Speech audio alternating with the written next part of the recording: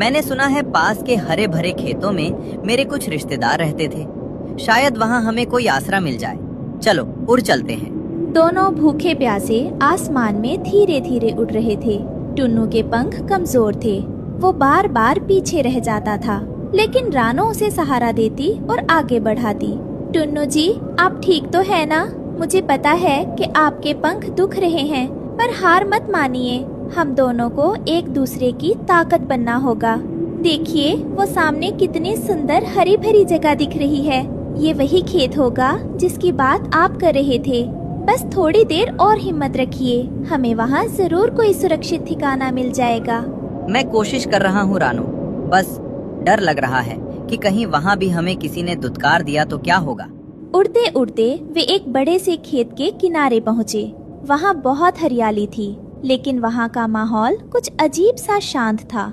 यही वो जगह है रानो, यहाँ खाना और पानी दोनों मिल जाएगा। जगह तो बहुत सुंदर है टुन्नू जी, और हरियाली भी है, लेकिन ये जगह कुछ अजीब लग रही है। इतने बड़े और हरे भरे खेत में एक भी चिड़िया क्यों नहीं दिखाई दे रही है? ये सन्नाटा ठीक नहीं है। हमें हर कदम पर बहुत सावधान रहना होगा। जैसे ही वे खेत में दाखिल होने लगे, एक सूखे पेड़ पर बैठा कालू कौवा उनके सामने आ गया। उसके साथ गोरी कौवी भी थी। दोनों ने रानो और टुन्नू का रास्ता रोक लिया। रुको, कहाँ चले आ रहे हो तुम दोनों? ये मेरा इलाका है, यहाँ आने की इजाजत किसने दी? भाई साहब, हम आपसे विनती करते हैं, हमें माफ कर दीजिए। हम इस समय बहुत बड़ी मुसीबत में हैं।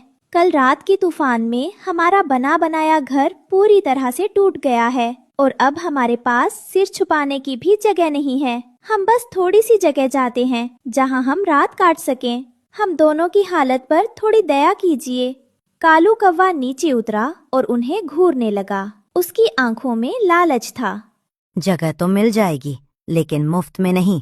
इस खेत में रहने का किराया लगता है। तुम्हें रोज मुझे 10 दाने अनाज लाकर देने होंगे। लेकिन कौवा भैया, हम तो बहुत गरीब हैं, हम इतना अनाज कहाँ से लाएंगे? हम पर दया कीजिए। दया से पेट नहीं भरता। अगर शर्त मंजूर नहीं तो अभी यहाँ से चले जाओ।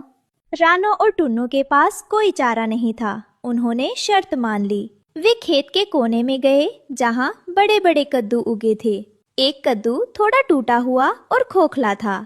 टुन्नू जी, आप बिल्कुल भी फिक्र न करें। जब हमारे पास कुछ नहीं होता तो हमें उसी में से रास्ता बनाना पड़ता है। देखिए, ये टूटा हुआ कद्दू अंदर से खोखला है। हम इसे ही साफ करके अपना अस्थायी घर बना लेंगे। ये हमें कम से कम इस कड़ाके की ठंड से तो बचाएगा ही।